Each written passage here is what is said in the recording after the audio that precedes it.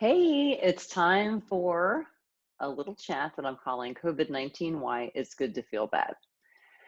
And so, what I'm doing is I'm doing this because I know that when I write these as blogs, some people don't want to read. They just want me to say it. So, that's what we're doing. All right. So, most of the time, we say that we feel an emotion because of a circumstance. Like, I'm scared because I got laid off because of coronavirus. I'm disappointed because my vacation got canceled, or I feel anxious because I don't know how long this coronavirus stuff is going to last. But if you watch my videos or read my blogs, you know what I'm going to say next. You don't feel anything because of a circumstance. Circumstances are neutral. You feel an emotion because of a thought you're thinking, always. But today, rather than focusing on thoughts, let's talk about feelings. Let's talk about why you want to feel anxious, frustrated, scared, and lots of other emotions that you might think are negative. So, first, not wanting to feel anxious, scared, disappointed, or whatever is like saying there's something wrong with feeling that way. It's like we're saying something needs to be fixed. Well, as odd as it may sound, negative emotions don't need to be fixed, they need to be felt. Here's how we know. Who wants to feel happy when their mom dies? Who wants to feel excited when they lose their job? Who wants to feel glad when their fantasy vacation gets canceled? I don't know about you, but I want to feel horrified if I see a video where animals are being abused, right? Negative emotions are here for a reason. It's because we're human.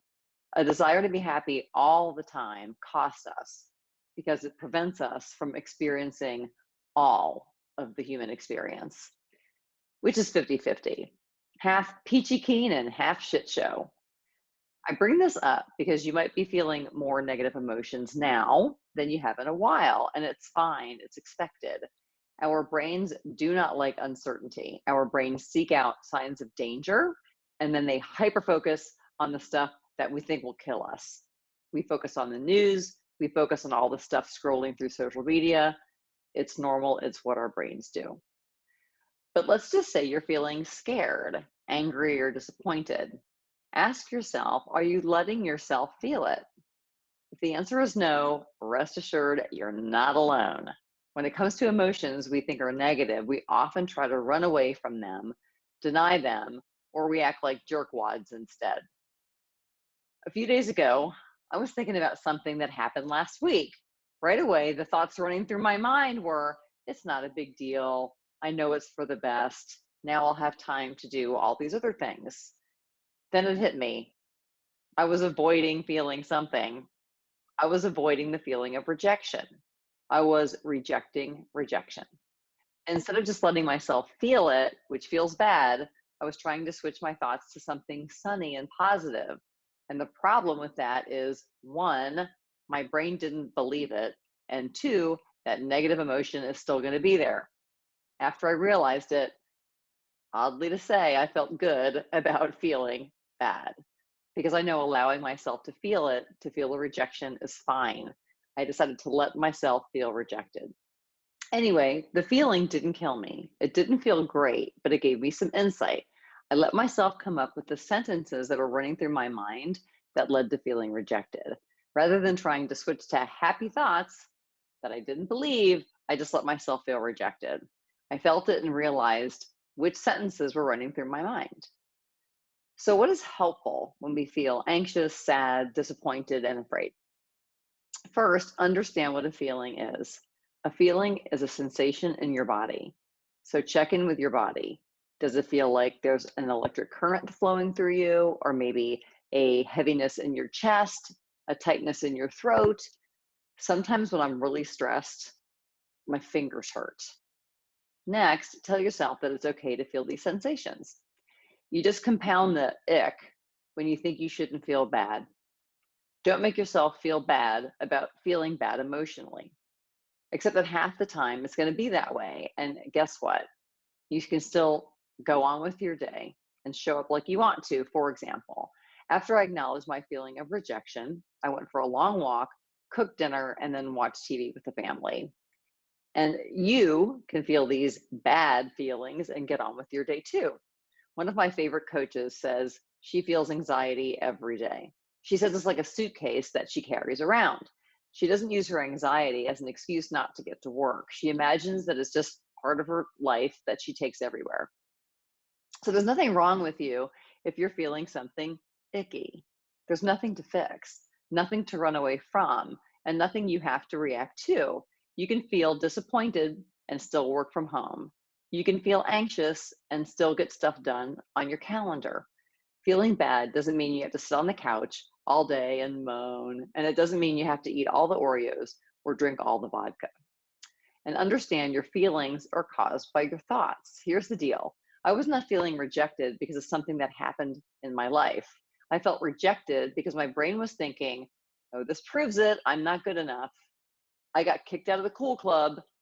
And see, they don't care about me at all.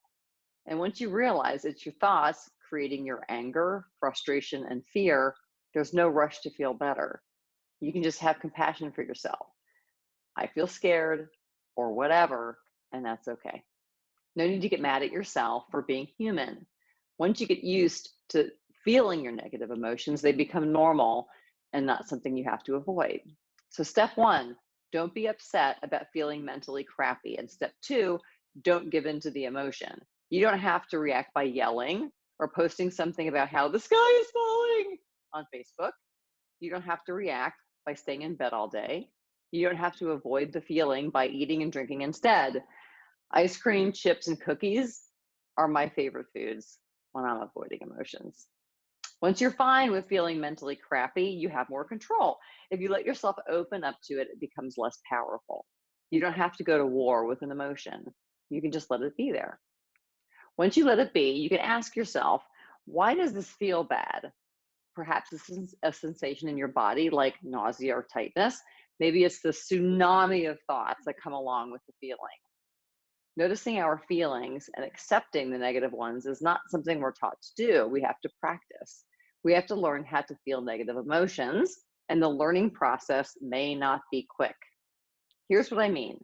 Let's say you notice you're feeling anxious and scared.